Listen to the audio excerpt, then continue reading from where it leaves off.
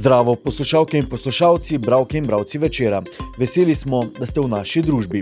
To je Večer izjutraj, prvi dnevni informativni podcast v Sloveniji, v katerem vam predstavljamo Večerove udarne novice dneva. Danes je četrtek, 8. maj 2025, moje ime je Miha Dajčman. V nadaljevanju, kaj pomeni za svet zaostritev razmer med Indijo in Pakistanom? Kako poteka prenova Langerjeve vile? Našli so tudi grobove. Na dirki po Italiji bo debitiral primorski kolesar, ki bo konkurenci nevaren predvsem na ravnini. Naročite se na podcast, da boste obveščeni ob izdaji naslednje epizode. Vseskozi smo z vami na vecer.com. Na vzhodu se odpira novo bojišče. Indijske sile so v poznih urah torka raketirale 9 domnevnih terorističnih taborov v Pakistanu kot povračilni ukrep za aprilski pokol 26 civilistov na območju regije Kašmir, za katerega krivdo pripisujejo Pakistanu. Naši ukrepi so bili usmerjeni, premišljeni in niso bili eskalacijski, je indijska vlada sporočila po napadu in poudarila, da vojaška operacija ni bila usmerjena na pakistanske vojaške objekte. Zakaj bi nas pregrevanje napetosti na indijskem podkontinentu moralo skrbeti?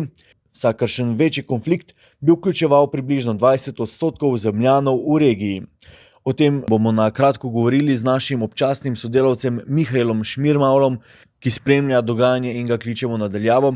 Zdravo, Mihael. Mihael, indijska vojska je v torek napadla pakistansko ozemlje. Kaj se dogaja v Južni Aziji in zakaj prihaja do izmenjave ognja med državama? Dobro jutro, Miha. Ja, v bistvu razmere so še vedno spremenljive.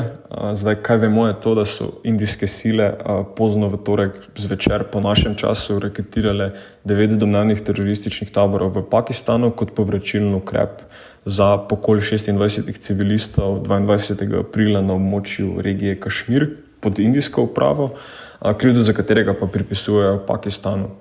Zdaj, Pakistan je vpletenost v aprilski napad zanikal, ampak tukaj pa je vredno omeniti, da v bistvu pakistanske obveščevalne službe imajo dolgo pa tudi burno zgodovino podpiranja različnih terorističnih organizacij z materialno in pa tudi finančno podporo.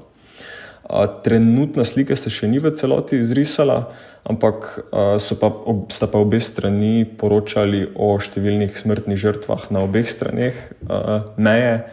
Ampak po mojem mnenju so pa bolj pomembni različni nevojaški ukrepi, ki sta jih Indija in Pakistan napovedala druga proti drugi že po aprilskem incidentu.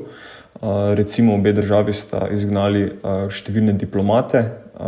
Indija je celo suspendirala pogodbo o delitvi vode reke Ind, ki pa pomembno zagotavlja vodo za približno 80% pakistanskih kmetij.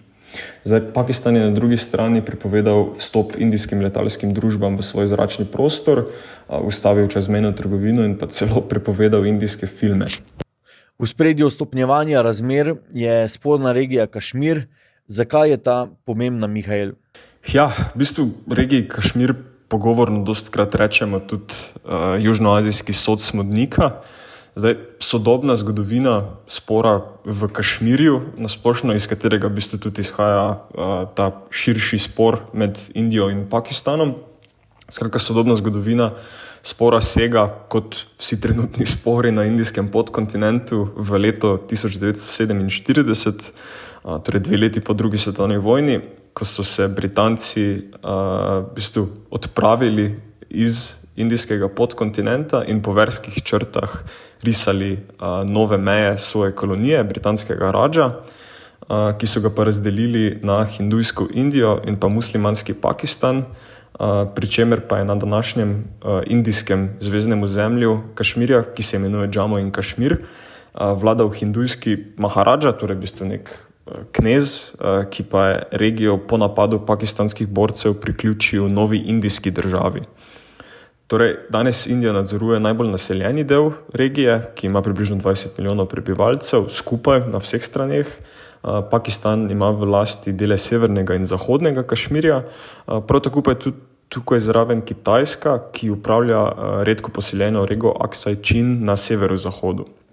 Zdaj, Gorati Kašmir se v bistvu nahaja na stičišču ključnih strateških, gospodarskih, pa tudi verskih interesov, pri čemer pa je tudi vredno omeniti pomembnost Kašmirja z vidika vodnih virov, saj se številne reke in azijskega celotnega kontinenta v bistvu izvirajo v visokih gorah Kašmirja, kar ima za izredno suh Pakistan, še posebej pa tudi Kitajsko in Indijo, zelo velik pomen. V bistvu pakistanska zahteva do Kašmirja pa med drugim tudi temelji na trditvi, da bi morala ta regija po dekolonizaciji britanskega radža zaradi muslimansko večinskega prebivalstva pripadati njim. Indija pa hkrati trdi, da je v bistvu na podlagi listine o pristopu iz leta 1947, ko se je tale hindujski maharadža pridružil New Delhiju, da je v bistvu njena zahteva do ozemlja legitimna in pa dokončna. Zdaj, to nesoglasje pa je spodbudilo številne vojne, desetletje diplomatskega sovraštva in pa tudi uporniške napade, kakšnega smo bili priča 22. aprila. Zdaj, zadnja polna vojna med državama pa je v bistvu bila bita leta 1999, ki pa se je končala v bistvu z relativno indijsko zmago. Lahko zdaj spopadi prerastejo v širšo vojno? Ja, zdaj, težko je kaj špekulirati, ampak torkov odziv Indije na aprilski incident v Kašmirju v bistvu nekateri analitiki primerjajo pa vlečejo smernice z indijskimi odzivi na podobne teroristične napade v preteklosti. Naj tukaj omenim dva. Torej, v bistvu po napadu leta 2016 je Indija odobrila napad posebnih sil na pakistansko vojaško taborišče. Po napadu leta 2019 pa je Indija v Pakistan poslala zračne sile. Zdaj, oba odziva nista privedla do neke širše vojne med državama, ki pač naj še enkrat tukaj omenim, imata obe jedrsko orožje, na kar pa v bistvu vsi v mednarodni skupnosti upajo tudi zdaj. Ampak je pa tu vredno omeniti tudi nekaj, da je Indija prejšnjega desetletja, ko so se ti napadi zgodili, ni Indija današnjega dne. Zdaj, New Delhi v zadnjih letih doživlja res ogromno in široko vojaško preobrazbo, s katero pa je tudi sposobna projicirati moč v celotni tej azijski regiji.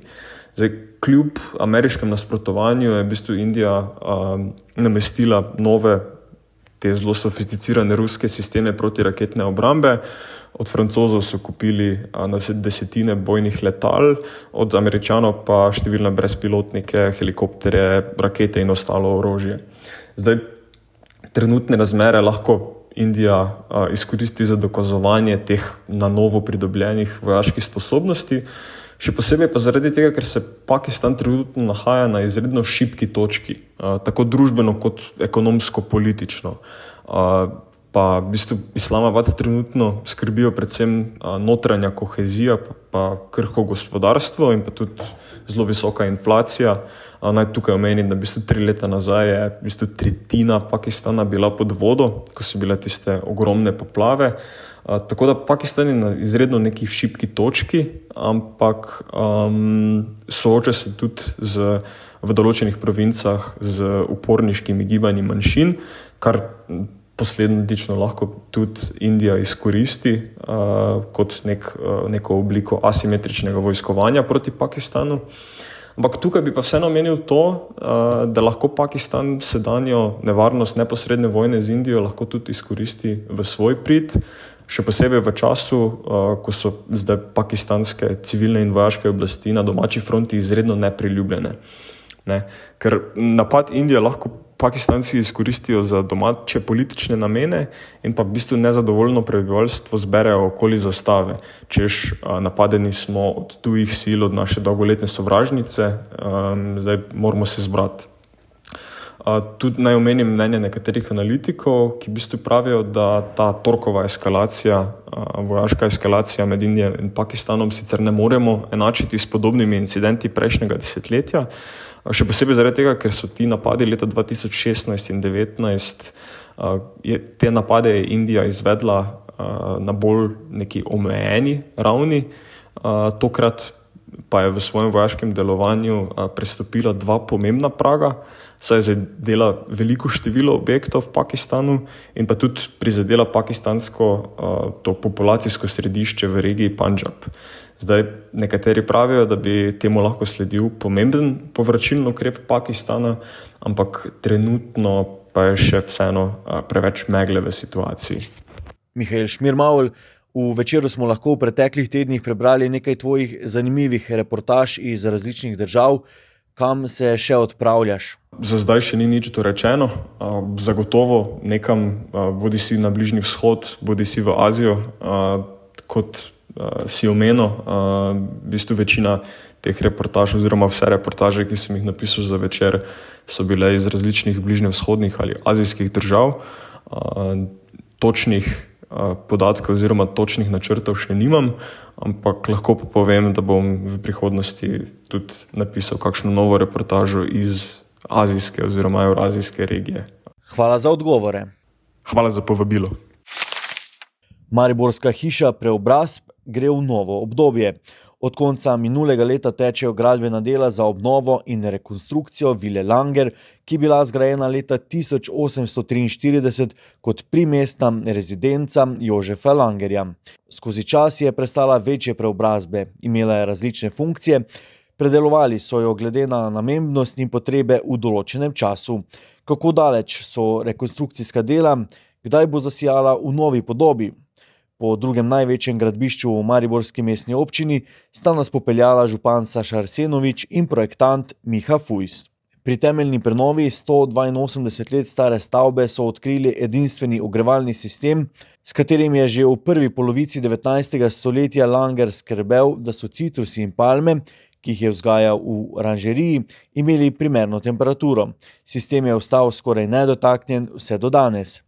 V mariborski enoti Zavoda za varstvo kulturne dediščine bedijo nad rekonstrukcijo, natančneje konzervatorska svetovalka Nina Natigal, ki pravi, da dela potekajo pod njihovim strokovnim očesom in navodili, čemur izvajalec in investitor sledita.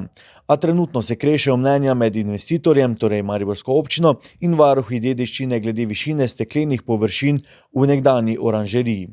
Talna površina je sedaj, ko so se dokopali do originalnega tlaka, precej niže kot preostanek prostorov v pritličju, saj je bil ob spreminjanju stavbe za različne namene na tla nasut dodaten material, prav tako pa je bilo odstranjeno steklo oranžerije, vgrajena so bila manjša okna, ki so zagotavljala več zasebnosti. In to bi župan rad spremenil, radi bi večje steklene površine oziroma večja okna. Kako bo ravnal Zavod za varstvo kulturne dediščine, še ni dorečeno znotraj njegovih krogov. Ves čas nad obnovo bedijo tudi arheologi, ki izvajajo arheološke raziskave sočasno z gradbenimi rekonstrukcijskimi deli. Gre za območje, kjer so bili v preteklosti odkriti ostanki obsežnega prazgodovinskega grobišča iz časa pozne bronaste dobe. Tam so zdaj odkrili tudi 3 žgane žarne grobove, 2 zunaj objekta in enega v stavbi. Celoten projekt je vreden kar 4,75 milijona evrov. Ministrstvo za naravne vire in prostor je v okviru izvajanja evropske kohezijske politike v obdobju 2021 do 2027 iz Evropskega sklada za regionalni razvoj namenilo 3,7 milijona evrov, 666 tisoč evrov Republike Slovenija, tako si je občina izborila 4,4 milijona evrov. Preostanek bo plačala mestna občina Maribor. Predvideni rok dokončanja del je april prihodnje leto. Podrobnosti najdete v današnjem Večeru ter na vecer.com. V Langerjevi vili sta bila novinarka Barbara Brdač in fotoreporter Andrej Petelinšek. Gremo k športu. Jutri se začenja dirka po Italiji. Eden od 3 Slovencev na 108. dirki po Italiji bo Matevž Govekar. Čeprav bo najbrž malce v senci Jana Tratnika in Primoža Rogliča, bo tudi 25-letni Primorec startal z visokimi cilji, tako osebnimi kot ekipnimi. Njihov adut za generalno razvrstitev Antonio Tiberi se želi boriti za vsaj stopničke in Primorec mu bo pri tem pomagal, a obenem je edini sprinter Bahrain Victorious, za mojstre hitrih zaključkov pa je na papirju na voljo 6 etap. Še posebej se veseli 14. etape s ciljem v Novi Gorici, ki je le 50 km od njegovega doma v Godoviču. Ne le zaradi številnih navijačev, tudi zato, ker se nadeja vrhunskega rezultata. Govekar se je pozno usedel na cestno kolo, prej je smučal in dirkal z Gorskim, šele pri 19 letih je oblekel dres amaterske novogoriške ekipe in doživel eksponenten razvoj. Hitro je presedlal na kontinentalno raven, zdaj pa je že 3 leta član elitnega kolektiva in ima v tekmovalni knjižici 4 zmage. Največji uspeh je dosegel na zadnji tekmovalni dan prejšnjega leta s slavjem v svetovni seriji na Kitajskem. V tem slogu je začel tudi novo leto na manjši dirki v Združenih arabskih emiratih. Zelo kratka je bila njegova pomlad klasik, odpeljal je etapni preizkušnji Paris-Nica, 8. mesto v drugi etapi in po Kataloniji ter ves april posvetil pripravam na italijansko pentljo. Citiram: "Pred startom je tokrat malo več vznemirjenja, občutki pred Grand Touri so drugačni kot sicer. Dobro sem se pripravil, počutim se v redu in se že veselim dirkanja," je Matevž Govekar dejal pred torkovo vožnjo proti Benetkam, od koder je poletel na start v Albanijo. Pogovor z Govekarjem je naredil Uroš Gramc, najdete ga na športnih straneh Večera. To je bil Večerov dnevni podcast Večer zjutraj 8. maja 2025. Hvala, ker ste bili v naši družbi. Z vami sem bil Miha Dajčman. Kakovostno novinarstvo lahko podprete, da se naročite na tiskanje in spletni Večer, postanete naš sledilec in bralec na družbenih omrežjih, naročnik naših podcastov in newsletterjev.